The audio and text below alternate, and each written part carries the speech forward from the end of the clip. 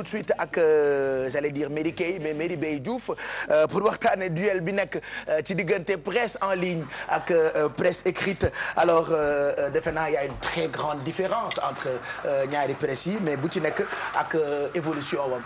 waaw effectivement bu ci nekk ak évolution parce que ñun dañu juddu fekk presse écrite am envergure donc on a les différents journaux bañ na ko ba dañuy revue de presse mais avec technologie bi di avancer dañu dem ba gis ne que presse en ligne mi ngi gagné en envergure ça veut dire que il y a beaucoup de presse en ligne on va dire qui naissent d'accord donc aujourd'hui on se retrouve confronté à un petit problème qui de la presse écrite ou de la presse en ligne domine actuellement est-ce que presse écrite c'est appelé à disparaître wala nit ñi par souci de paresse wala whatever you want dañuy jël presse en ligne bi léegi on a préparé un petit élément avec des différents intervenants et ils vont nous expliquer un peu ce qui se passe et on va revenir sur le plateau pour les commentaires.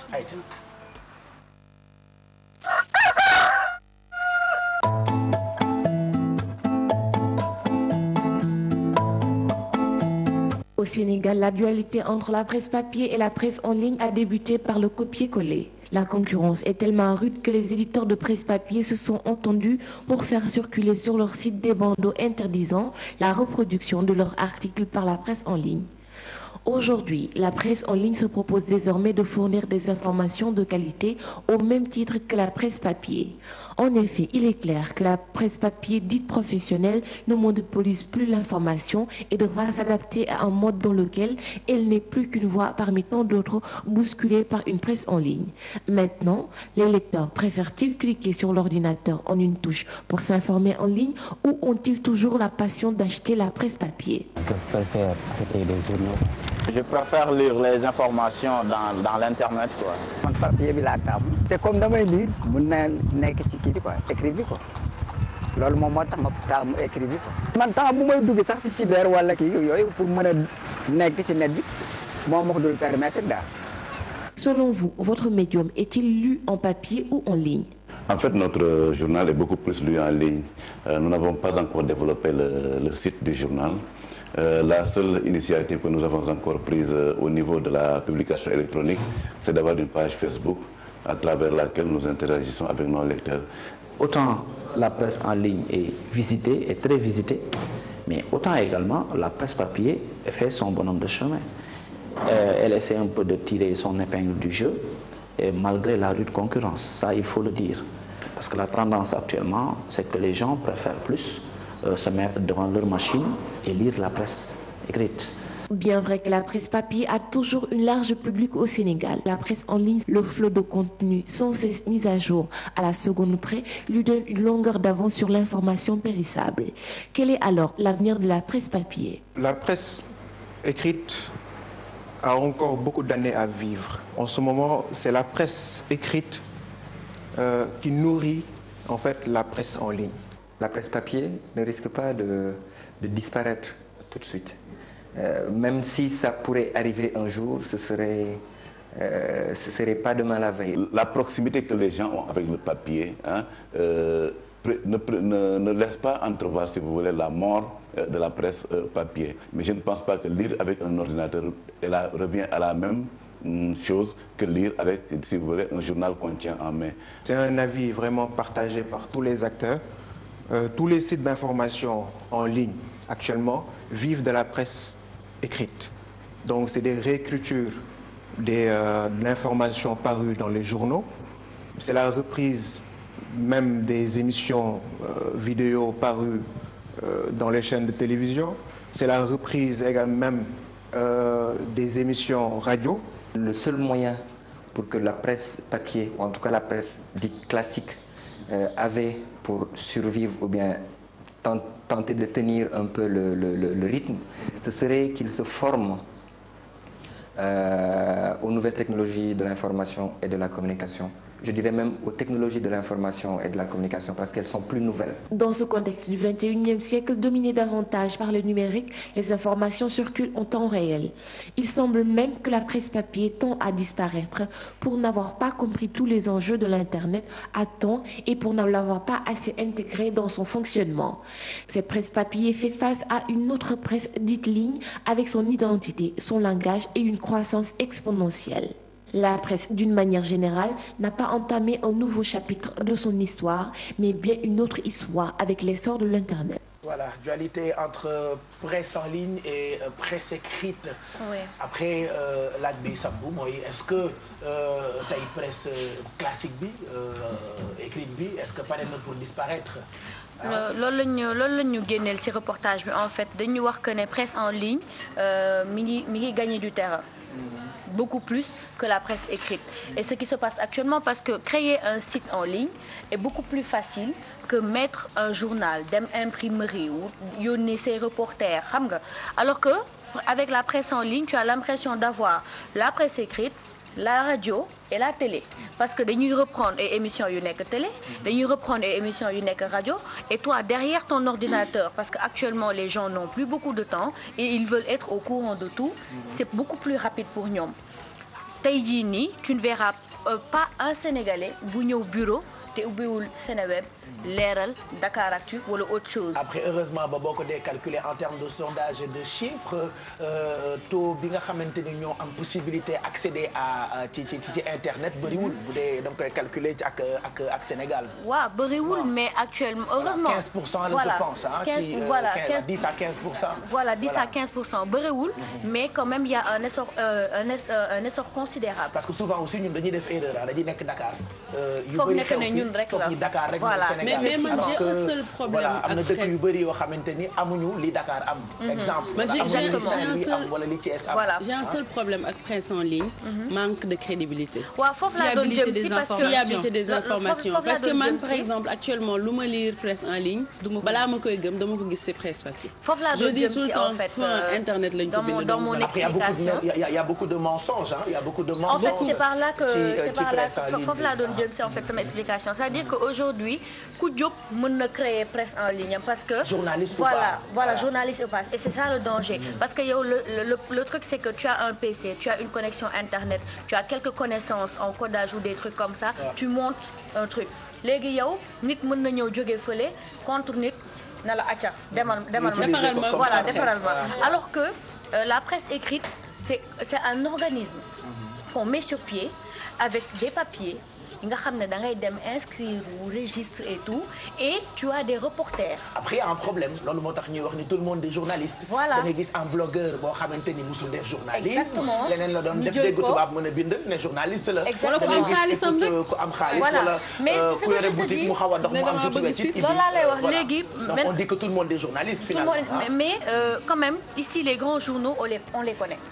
Le Soleil, l'Observateur, Walfadjri et tout donc am na yoo xamante ne nii c'est dans l'éthique même yaa ngi comprendre te ñu bëre dañuy foog parce que si reportage bi ñu doon def amoon na benn jeune bu ñu waxoon ne ah non moi je pense que actuellement presse écrite bi pas yi ñoo koy lire. C'est son avis parce qu'il a le net exactement à sa portée. Voilà il faut pas aussi que amalgame boobu am parce que am na ay jeunes yoo xamante ne dañuy jënd ay kii journal papier bi pour seet ay offre d'emploi yooyu ngay gis ci journal bi voilà doo ko gis par exemple ci site internet effectivement am na ñoo xamante ne moo fléché lañ koy wute mais ku nekk ak sa utilité. Après ñun ci li ñu jàng baal ma ci li ñu jàng ci média dafa am lu ñuy tuddee habitude.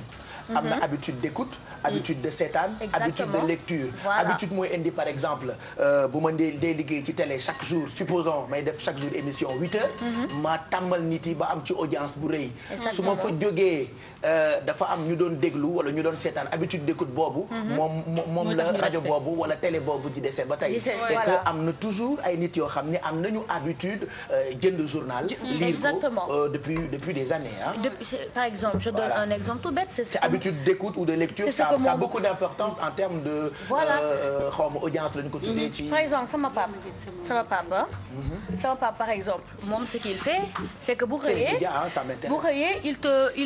il t'achète tous les journaux moom loolu mooy dadaawam toog lire parce que comme Bijou a dit il fait plus confiance à la presse écrite qu'à la presse en ligne. Même nos mamans yi nga xamante ni seen jàng demeewul noonu dañuy lire ay yor seen lunette di lire. Donc aujourd'hui la question qui se pose ce n'est pas de savoir si la presse écrite va disparaître ou si la presse en ligne va prendre le pouvoir sur. Non, c'est plutôt de savoir faire un savant dosage.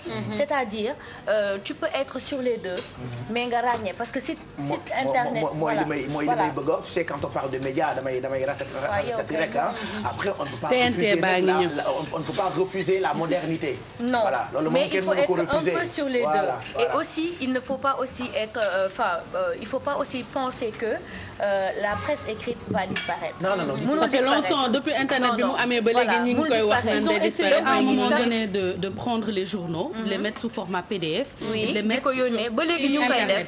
Donc du coup su fekkee par exemple moi j'ai connu un site boo xamante ne daf ko doon jéem a def. Il prenait tous les journaux le matin scanné ko sous PDF dugal ko ci kii bi. Donc le matin tu arrives à ton bureau au lieu d'aller tu as la possibilité d'avoir directement 100 francs le même prix. C'est pour ça que aujourd'hui journaux yëpp l'Observateur par exemple am na sitam.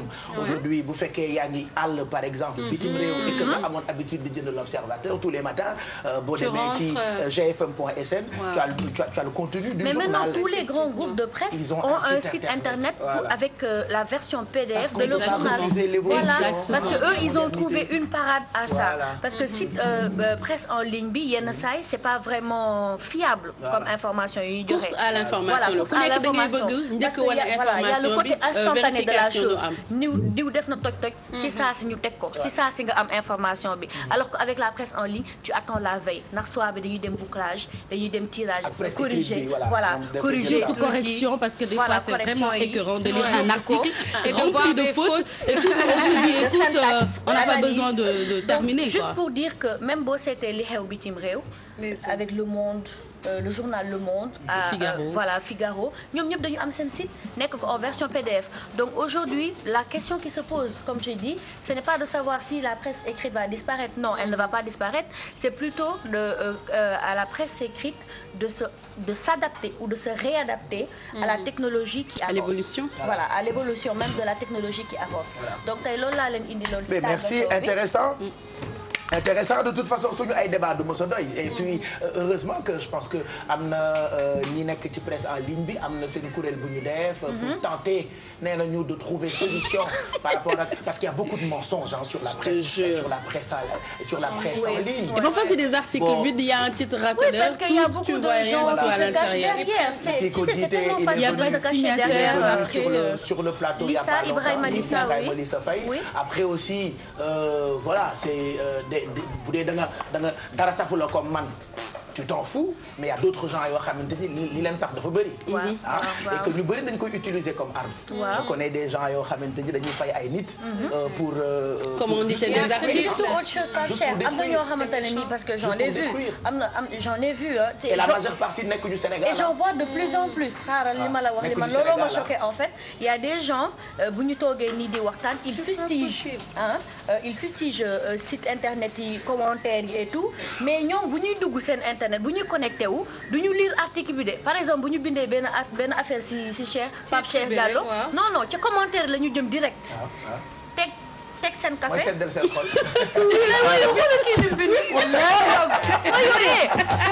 C'est vrai, c'est de l'hypocrisie. C'est incroyable. benn commentaire boo xamante ne nga jékki-jékki naan li neex na de xaaral nga doon ci gën a tànn. Après je voulais juste ajouter que dafay refléter tam suñu culture. Culture comme ça. C'est tout ce qui se passe dans les pays. Par exemple, Internet, évolution, la presse écrite ou la presse en ligne bu France dafa méngoo ak comportement français. bu Sénégal dafa méngoo ak comportement sénégalais. da ngay gis ñoo xamante ne da leen di jaral ñu screenshot commentaire bi. envoyé la ko ne ko yow lii ma rey tey. bu dul Internet on a vu depuis très longtemps. par exemple ci koñ bu fekkee doomu diw dafa ëmb wala ñu ëmbal ko.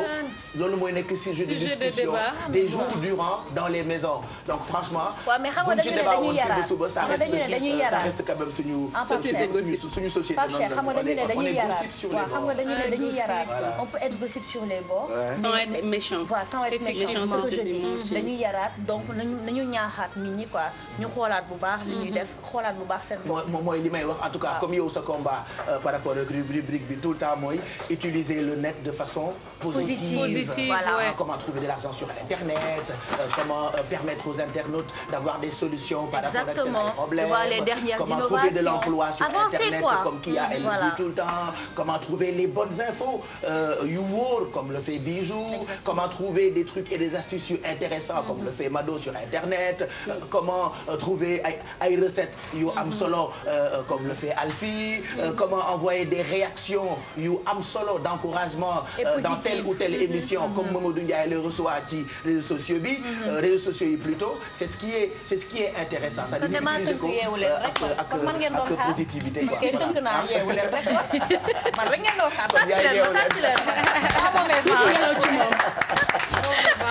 merci Merry Beye Diouf. Alors tey c'était ta dernière rubrique ci saison bi tu reviens avec d'autres infos internet après koor gi